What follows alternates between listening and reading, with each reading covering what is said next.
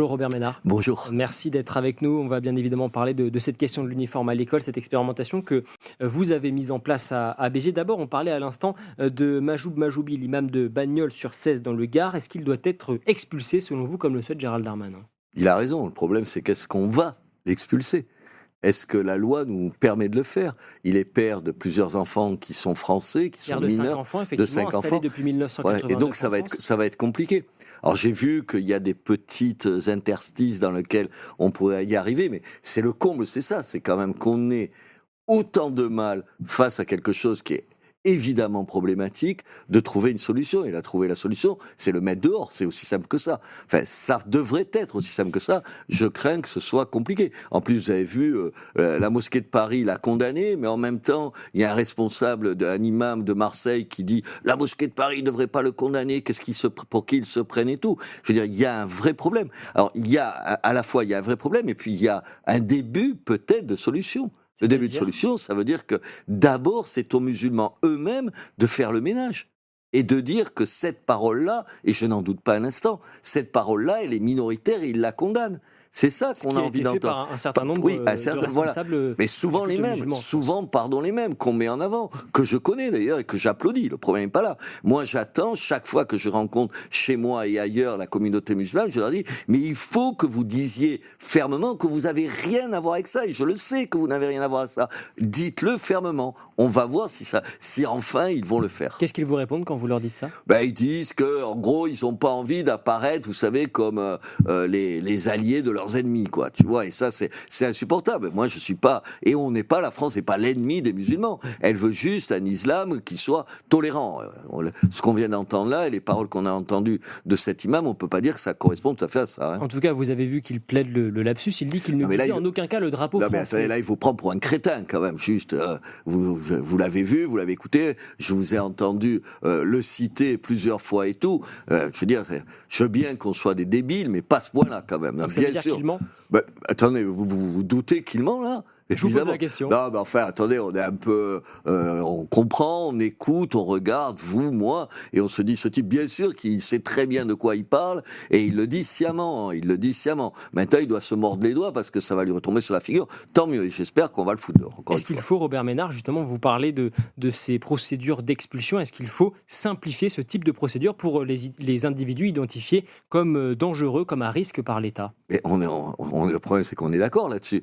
Le problème, c'est que c'est compliqué. Regardez le nombre d'obligations de quitter le territoire qui sont réellement effectives. Enfin, c'est quoi, 10-12% cette année ? Alors, M. Darmanin dit oui, ça a augmenté. Vous avez vu, la semaine dernière, il a dit les chiffres. Mais les chiffres sont tellement faibles que oui, ça a augmenté, mais c'est pas à la hauteur de ce qu'il faudrait. Le problème, c'est quoi ? C'est qu'on n'a pas assez de centres de rétention administratifs. Et je le dis, pour tous les maires qui gueulent contre l'immigration illégale, qui veulent qu'on renvoie les gens, mais qui ne donnent pas l'autorisation à l'État de construire des centres de rétention administrative. C'est un petit peu contradictoire. Et puis, vous le savez, il faut l'accord des pays d'accueil. Vous ne pouvez pas renvoyer quelqu'un comme ça si son pays ne l'accepte pas. Vous dire qu'il se presse pour les accueillir, ce sera un gros mensonge. Voilà, mais il faut aussi faire pression sur eux. Il y a un certain nombre de pays qu'on aide et qui en même temps refusent d'accueillir leurs propres ressortissants qui posent des problèmes chez nous. Là aussi, il y a peut-être à avoir un peu plus d'audace, être plus menaçant peut-être. Sur le fond, Robert Ménard, cette vidéo, elle a fait le buzz sur les réseaux sociaux, elle est devenue virale avant d'être finalement supprimée. Comment est-ce que vous expliquez que l'on puisse avoir en France, en 2023, ce type de prêche publié sur les réseaux ? Qu'est-ce que cela dit plus largement de l'état de notre société ? Ça dit que les réseaux sont un égout, pardon de vous le dire, mais qu'en même temps, ce garçon, il n'est pas seul dans la communauté musulmane à penser ça. Vous vous rappelez, vous avez compris au Figaro, vous avez fait un certain nombre de sondages où on voyait que les plus jeunes étaient les plus radicaux. Vous vous rappelez, je ne me rappelle plus, j'ai plus les chiffres en tête, 20-30% des jeunes musulmans qui disaient que les lois de la charia passaient avant les lois de la République, qui ont de la fascination pour ce discours-là. S'il tient ce discours-là, c'est qu'il y a aussi des gens pour entendre ce discours-là. Et le problème, c'est comment on en arrive là. Comment se fait-il que plus les générations passent, normalement, dans l'immigration, à la deuxième, à la troisième génération, vous intégrez les valeurs du pays, vous intégrez la langue du pays, ses mœurs, ses valeurs. Là, manifestement, il y a quelque chose qui ne fonctionne pas. D'où ça vient ? des gens qui n'ont pas envie de ça, mais peut-être aussi de nous-mêmes, peut-être de notre incapacité à faire du modèle qui est le nôtre, de notre façon de vivre, de s'habiller et tout, quelque chose qui devrait s'imposer et qui a une vraie valeur. On est comme si on était honteux de ce que nous sommes. Comment vous voulez séduire des gens ou en faire des Français à part entière? Et ils sont souvent, évidemment, des Français à part entière. Mais que faut-il faire alors pour lutter contre ce communautarisme? Il faut rien laisser passer. C'est-à-dire, quelle solution concrète? Mais je vous donne un exemple. Je suis maire depuis plus de 10 ans. Pendant des années, j'ai toujours refusé. On m'a essayé de m'imposer que dans les écoles c'est les mairies qui les dirigent, on donne des cours le soir des langues d'origine. On a fait ça il y a des années, vous savez, quand les gens, dans l'immigration, ils repartaient chez eux. On leur disait à juste raison, il ne faut pas que vous oubliez l'arabe, le turc.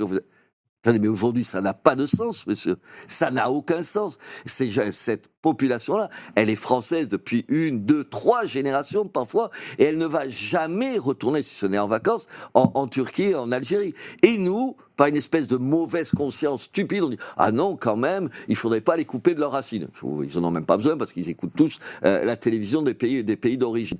C'est une somme de petites lâchetés, une somme de petits renoncements. C'est tout ça qui fait... Vous savez, c'est pas du jour au lendemain, il y a un truc, un moment, un geste qui fait qu'il y a un avant et un après. Je crois pas.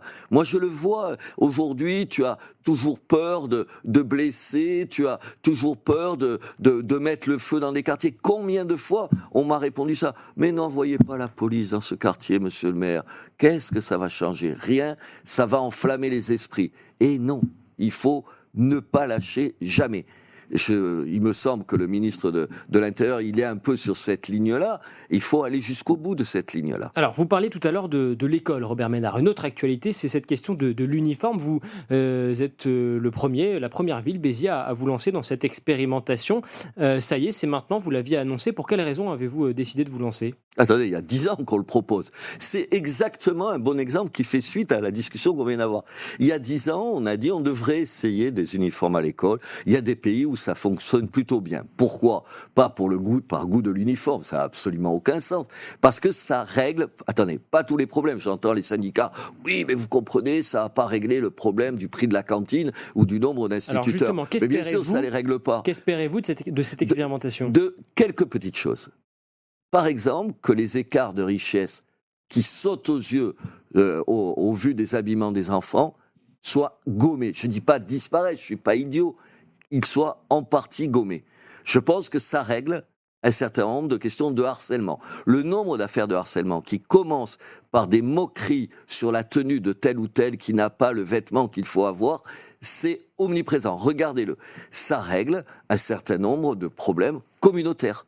Pardon, il n'y a plus de problème de tenue communautaire puisque vous êtes tous habillés pareil. De façon incidente, ça aide les familles difficiles. À Béziers, puisqu'on est la première ville à le faire, on a mis 200 € par enfant pour leur tenue. Il y a 100 € qui sont payés par l'État et 100 € qui sont payés par la commune.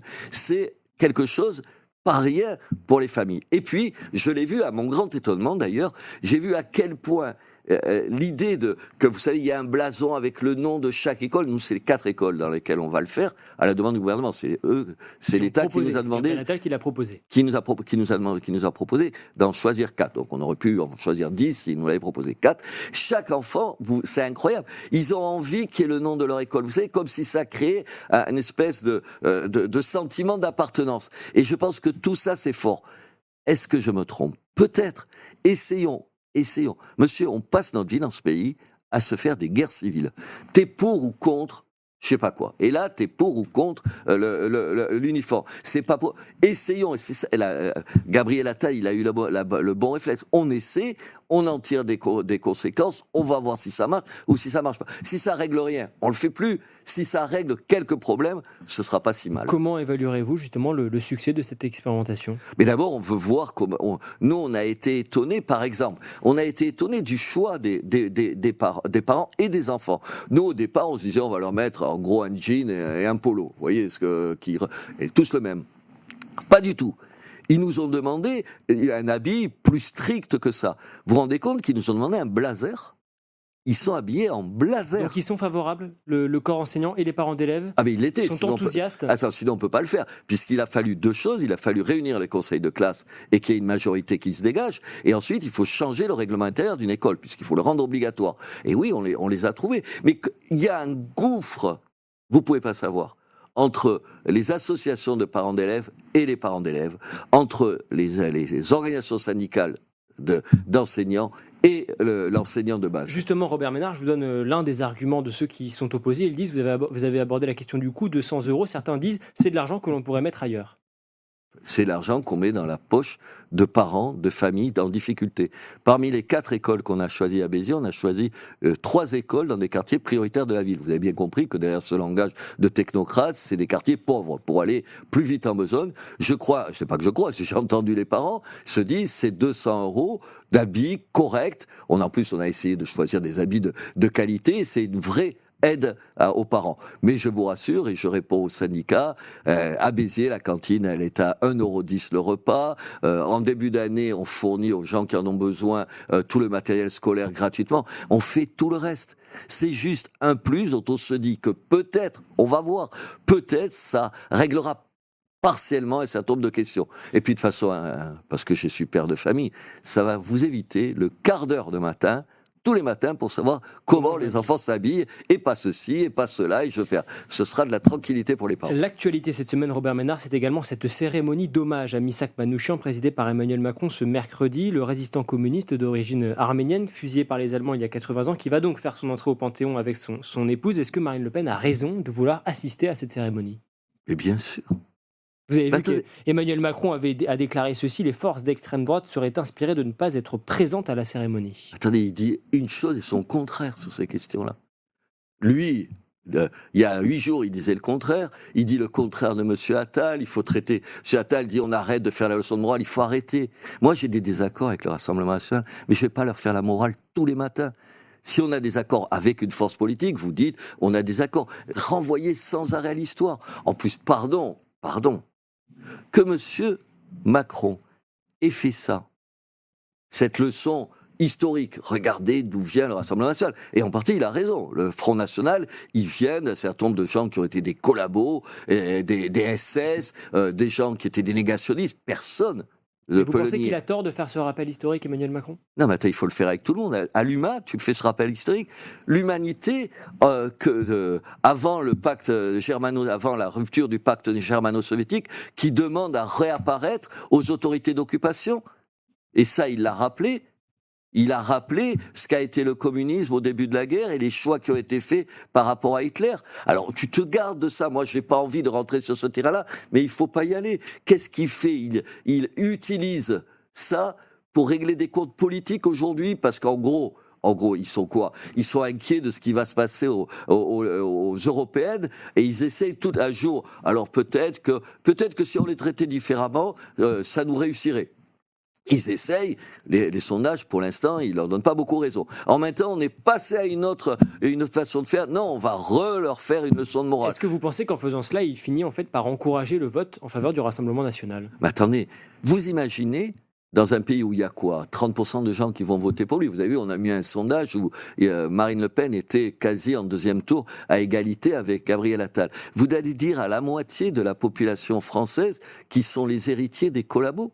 Enfin, comment tu peux faire ça ? C'est pas bien, le mot pas bien est en dessous. C'est invraisemblable de dire quelque chose pour Marine Le Pen qui a rompu sur ces questions-là avec son père. Il faut quand même pas rigoler. Elle rompt avec son propre père. Essayez-vous de rompre avec votre père, vous allez voir si c'est facile à vivre. Et aujourd'hui, les gens qui votent pour elle, leur rappeler quoi ? Ils sont des héritiers du pétainisme. Attendez, vous vous rappelez... Il a insulté les électeurs du Rassemblement national. Vous vous souvenez, quand je suis héritier du PT, je choisis à dessein. C'était les propos d'Elisabeth Borne. Et vous vous rappelez, à ce moment-là, M. Attal lui dit « Enfin non, c'est peut-être pas besoin de faire un truc comme ça. Parlons des choix concrets. Est-ce que sur la paysannerie et les problèmes qu'il y a en ce moment, le Rassemblement national a des réponses ?» C'est juste ça qu'il faut dire. Est-ce qu'il en a ou pas ? Je ne suis pas sûr qu'il en ait vraiment. Mais vous dites ça. Et non, ils recommencent. Ils ne savent pas sur quel pied danser. Et c'est pardon, insultant pour l'électorat. C'est la meilleure façon. Moi, je vous donne rendez-vous dans 15 jours, le prochain sondage que fera le Figaro. On va voir si ça fait du tort à Marine Le Pen ou si ça la fait encore progresser. C'est un contresens. En tout cas, Robert Ménard, il n'est pas nouveau que la présence du Rassemblement national à ce type de commémoration fasse beaucoup parler. Ce qui est nouveau, en revanche, c'est que ce genre de polémique touche actuellement, en ce moment, également la France insoumise. Est-ce que vous diriez que le parti de Jean-Luc Mélenchon s'est marginalisé ces derniers mois au sein de la classe politique ? Mais non content, je dirais ça, je dirais, vous avez vu les déclarations de la porte-parole du gouvernement qui aujourd'hui explique que, alors il y a deux extrêmes, mais qui, en gros, il les renvoie pas dos à dos. Mais enfin, c'est se moquer du monde. Qui se comporte comme des sagouins à l'Assemblée nationale? Qui traite le ministre du Travail, vous vous rappelez, sur le débat de la retraite, vous vous rappelez, d'assassin, où on met son effigie sur un ballon de foot et on met le pied sur le ballon de foot? Qui ne va pas à la manifestation contre l'antisémitisme? Qui refuse de dire du Hamas qu'il est terroriste? Et je peux vous en citer comme ça, on va arrêter là. Qui? C'est le Rassemblement national ou la France insoumise. La France insoumise, c'est malgré tout 7,7 millions d'électeurs à la présidentielle de 2022. Attendez, mais je n'ai pas dit qu'il fallait mal les traiter. Je dis juste que vous ne pouvez pas dire, d'un côté, au fond, il y a deux extrêmes, mais quand même, on peut continuer à discuter avec la France insoumise et pas avec le Rassemblement national, parce que c'est ça que ça veut dire. Ça veut dire qu'on ne les renvoie pas dos à dos. Mon Dieu, oui, il ne faut pas les renvoyer dos à dos, mais je ne sais pas quel est le pire. Je sais pertinemment quel est le pire. La normalisation de Marine Le Pen, au lieu d'aller chercher derrière en disant « mais non, c'est pas vrai », on devrait s'en féliciter. Chaque fois que Marine Le Pen fait un pas vers les choses qui nous semblent importantes, les idées qui nous semblent importantes, les attitudes qui nous semblent importantes, démocratiques, je déteste ce mot-là comme ça, qui sont plus convenables, je ne sais pas comment dire, on devrait applaudir. Moi, chaque fois que Marine Le Pen ou chaque fois que qui que ce soit dit quelque chose qui me semble bien pour ce pays, on applaudit. Non, ils vont chercher tout ça. C'est des calculs électoraux à 4 balles, parce qu'en plus, ils vont en prendre plein la figure. Merci beaucoup, Robert Ménard. On continue en tout cas de suivre toutes ces actualités sur lefigaro.fr. On n'oublie pas également la grogne du monde agricole, dont on n'a pas parlé aujourd'hui, à quelques jours de l'ouverture du Salon de l'agriculture. Nous en parlerons dès demain avec notre sondage Odoxa Backbone Consulting. Merci encore, Robert Ménard. Merci à vous. Merci à vous. De nous avoir